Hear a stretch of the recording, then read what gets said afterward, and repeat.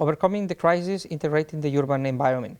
This has been the main topic or the theme of the 25th edition of the European Network for Housing Research International Conference that has taken place in Tarragona, Spain in June 2013.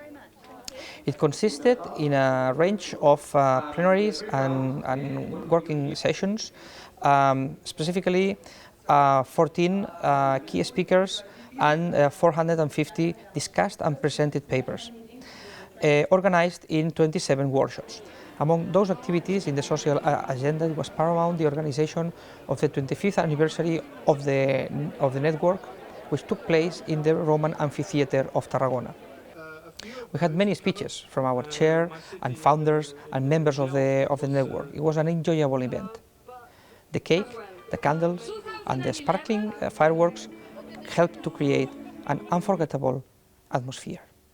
Yeah, I think that nowadays in Spain, housing research has proliferated in the sense that there are many researchers from different disciplines, from architecture, from economy, from sociology, which are dealing with the topic of housing, because as everybody knows, housing is a hot issue in Spain.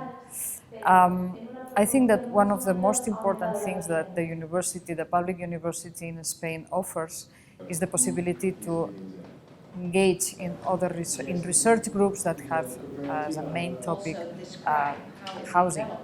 And I think that in Tarragona, in the Basque Country, in Barcelona, in the Canary Islands, in Andalusia, there are different research groups dealing with the housing issue from different perspectives. I think that in many cases we are working in a holistic approach, so different disciplines working together, trying to find out solutions for the problem, the housing problem in Spain. So I think for a mature housing market you should have different segments, and in the 10 Law project, it's called this European project, and a lot of ENHR researchers are involved in that. They're make a comparison of all these different tenures in Europe, and especially the rented accommodation, and how the law actually deals with that. So Spain could also learn quite a lot, and also our own country and other countries, we could learn from each other. So that is a very important project. And there's a lot of research nowadays, a lot of about the financial crisis. So how could we organize mortgages on a more sustainable way? And there's a lot of papers also in the conference about, well, avoiding future risks, and that's also a very important element. So these are all also discussed in working groups about housing economics and housing finance. And already black markets, which are hugely legally influenced, because black market implies that I'm not complying with all the parts of the legal system, that there is some hidden element which I want to hide before the authorities. So black market can be that I don't want to pay the taxes on my rental income as a landlord. Black market rentals can also happen when a house doesn't fulfill the conditions of habitability. So because there is no bathroom or something, yeah.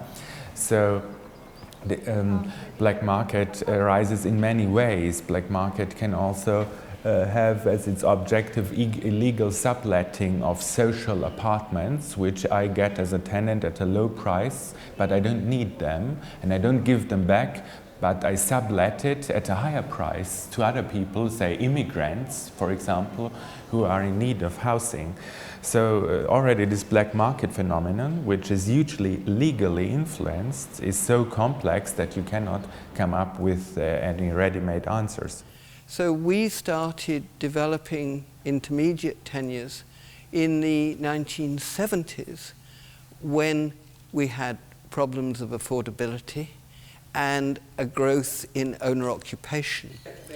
So we originally it was a local government idea, like a regional government, and it then became a government policy. And we have had a quite large amount of intermediate tenures. Some you buy half or a quarter of your property, and the housing association, the social landlord, has the other half. And then as you get richer or as your income comes in, you are able to buy more and become a full owner.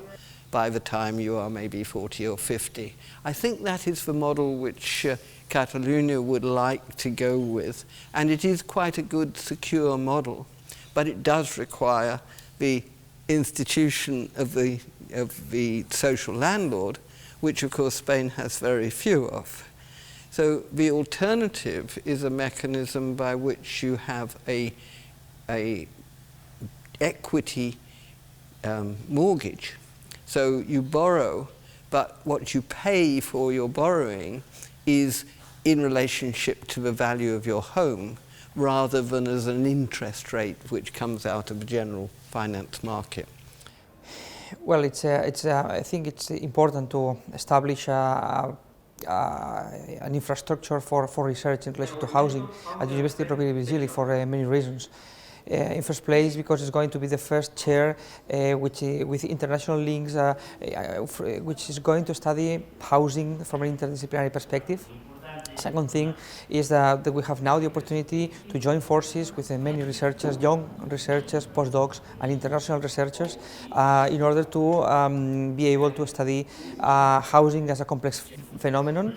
From our perspective, this has been one of the causes of the mortgage crisis, in the sense that housing is not very well understood, maybe by policymakers and stakeholders, and then I think research can add some value to the understanding of housing, and that's our main purpose. While researchers are dealing now with the consequences of the housing, mortgage and financial crisis, countries are increasingly being conscious of developing new housing policies to understand and to develop social housing, which now is suffering from the absence of new ideas, to promote also private rented housing, and also to deal with the consequences of the financial aspects of the home ownership in relation to the mortgage crisis.